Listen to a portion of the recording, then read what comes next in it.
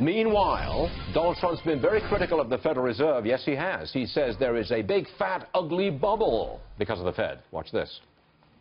The only thing that looks good is the stock market, but if you raise interest rates even a little bit, that's going to come crashing down.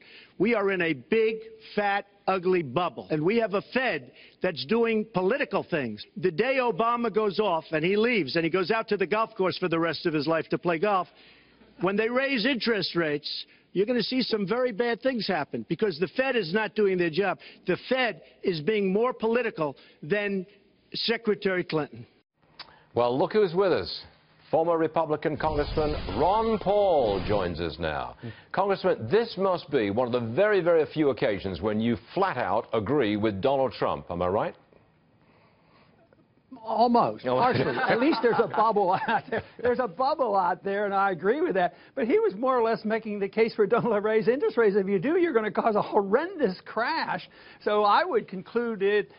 He's on the side of being very, very cautious and not raising interest rates and maintaining the current policy. That's the way I read that. But he is absolutely right. There's a huge bubble, and it is difficult because this was created not this year. Obama didn't create it. It was created a decade ago. You know, we've been doing this for a long, long time, but we're finally ending the conclusion of all this. There's a limit to how much you can mismanage an economy by manipulating interest rates and monetizing debt. And we've reached that point, but they're not really ready to admit that. And I think that's why Trump understands that it would be horrendous to raise interest rates right now, and the market would crash. Do you agree with another premise from Donald Trump, that Janet Yellen has politicized the Fed and is essentially bailing out President Obama's failed economic policies by printing a ton of money and getting the interest rates down to zero? And I'm basically saying, you think that Janet Yellen has really politicized the Fed?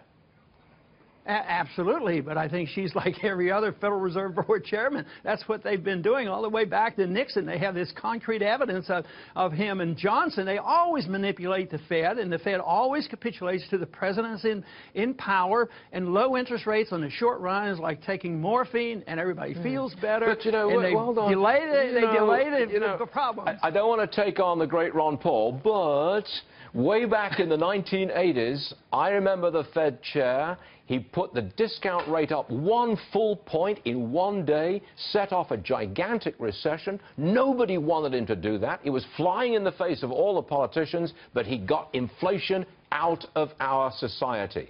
That was a success, going against the politicians. Yeah, but we never changed monetary policy, and that was Paul Volcker. As a matter of fact, Paul Volcker is the chairman that I speak most favorably of. But, you know, in 1982, it was all reversed, and we went back to spending, deficits, monetizing debt, and running up the welfare state. So it never changed, but it did help. But they did that to a degree all along. They always came along when they took the punch bowl away. It's just that they've had it for so long they can't take it away because they're addicted to it. But yes, there's always been, and the most major time when they did this significance was with Volcker in 1979 and 1980. You know, they raised interest rates and it did squeeze it out, but we never changed anything. We still have this concept that the Federal Reserve can manage our economy. Are you going to vote for Trump? I've got 10 seconds. You going to vote for him? I don't need 10 seconds, no. Gary Johnson? Libertarian Gary Johnson? Well, if he were a libertarian, a true libertarian, and promoted the non-aggression principle and didn't have Weld on the ticket, I'd consider it. Ms. Stein?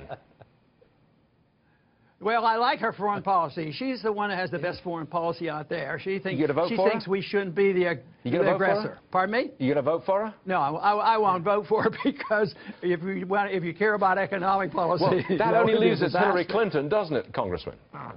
No, it means that you pick out the best thing of all the people and try to put it together in a concise philosophy called libertarianism and promote liberty rather than interventionism and authoritarianism. Always a pleasure to have you on the show, Mr. Congressman Ron Paul. We appreciate it. Thank you very much, sir. Thanks.